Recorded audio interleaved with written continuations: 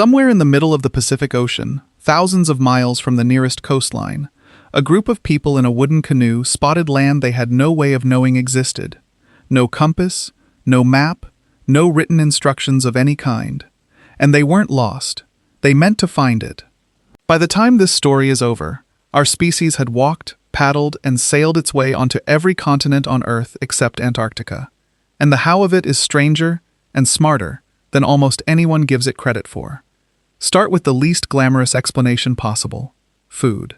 Ancient hunter-gatherers weren't migrating for the thrill of new horizons. They were following herds, tracking seasonal plants, and moving on once local resources thinned out. A single group might shift only a modest distance in one lifetime, but stretch that modest drift across hundreds or thousands of generations, and you get distances that are genuinely staggering. This wasn't one person walking from Africa to Australia in a single heroic journey.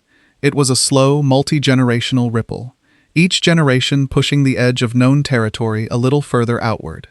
And the human body was genuinely built for this. Our efficient sweating system, upright walking gait, and endurance for sustained moderate exertion made long-distance travel almost routine.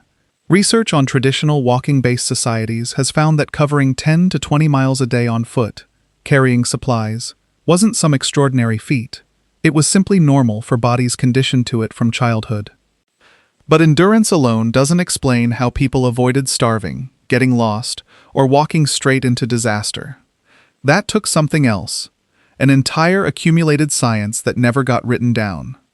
Reading landscape features to find water, recognizing seasonal weather patterns specific to a region, knowing which plants signal a hidden spring nearby. None of this was figured out by one person on one trip.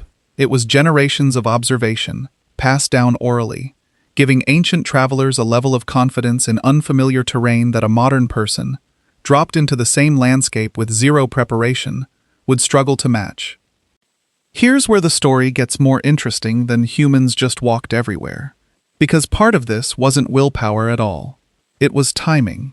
Genetic and archaeological evidence points to early Homo sapiens leaving Africa via specific corridors, including a crossing at the Bab el-Mandeb Strait, which during certain Ice Age periods of lower sea level was considerably narrower than it is today. And that pattern repeats on a much larger scale with the Bering Land Bridge during the last glacial period. So much of the planet's water was locked into ice sheets that sea levels dropped enough to expose a wide land connection between Siberia and Alaska. Ancient people didn't cross into the Americas by boat. They simply walked, following game animals across ground that's now buried under open ocean. If a shortcut like that existed for the Americas, subscribe, because what happened with Australia had no shortcut at all, and it's the most impressive part of this entire story. Even at the lowest sea levels of the last ice age, the water gap between Southeast Asia and Australia never fully closed. There was no land bridge, no walkable path, just open ocean, wide and deep enough to remain open water through the most extreme glacial periods on record. And yet the evidence shows humans reached Australia at least 65,000 years ago, using some form of deliberate watercraft. That's earlier than almost any other confirmed maritime crossing anywhere in the ancient world, accomplished with less sophisticated boat technology than later voyagers would eventually develop. Exactly what those boats looked like, and how sophisticated the navigation was, remains a genuinely open question in archaeology today. But the basic fact stands.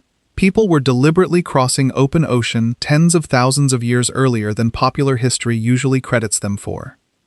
That brings us to the achievement this video is really building toward: Polynesian ocean voyaging, which represents something categorically different from a lucky crossing. Polynesian navigators colonized remote Pacific islands, separated by vast stretches of open ocean, using double-hulled canoes carrying entire founding populations. People, plants, and animals, all deliberately packed for permanent settlement. This wasn't accidental drift. The presence of breeding populations of specific crops and livestock aboard these canoes makes that clear.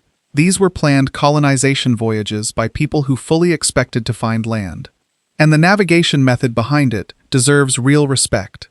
Without instruments or written charts, Polynesian navigators built an integrated mental system from star patterns, ocean swell direction, cloud formations, and even the flight patterns of specific seabird species known to nest on particular islands, all passed down through intensive oral apprenticeship.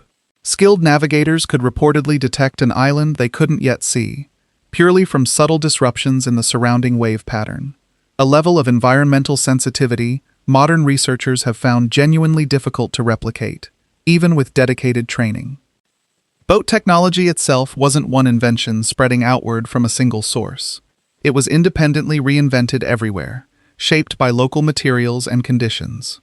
Reed boats around the Mediterranean and parts of South America, dugout canoes carved from single logs across river and coastal cultures worldwide, skin-covered frame boats in Arctic regions where wood was scarce, but hide and bone weren't.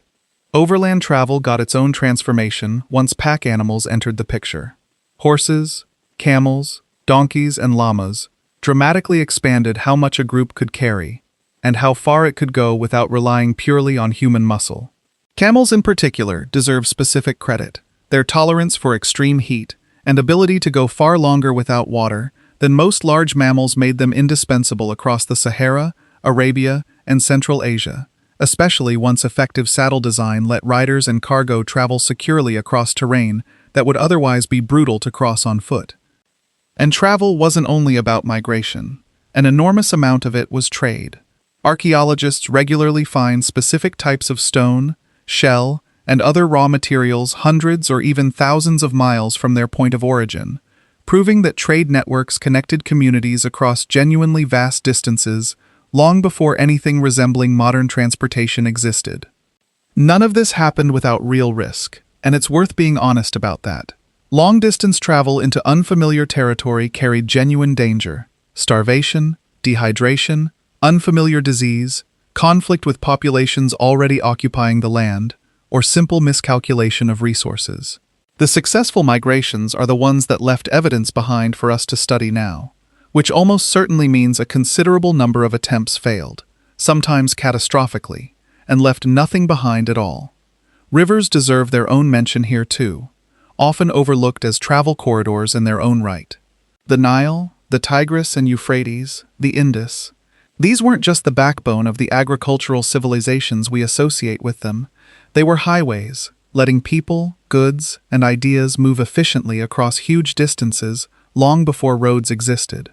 And in the Arctic, populations pushed even further, developing sled technology paired with domesticated dogs specifically bred for pulling, the only practical way to move efficiently through cold and terrain that would make standard walking lethal. Modern genetics has actually sharpened this whole picture considerably. Analyzing genetic markers across living populations worldwide lets researchers trace migration routes and timing with a precision archaeological remains alone often can't provide, since physical evidence frequently doesn't survive the scale of time involved. So how did ancient humans actually spread across nearly the entire planet? Not through one brilliant invention or one heroic journey. Through slow generational drift following resources. A body built for sustained walking. An enormous inherited library of environmental knowledge. Smart use of temporary climate-driven shortcuts like exposed land bridges. Genuinely sophisticated, independently invented boat technology and navigation systems. Domesticated animals expanding what overland travel could achieve. And trade networks binding it all together, long before anyone would have called it a network at all. We got here the same way we got everywhere else in this series.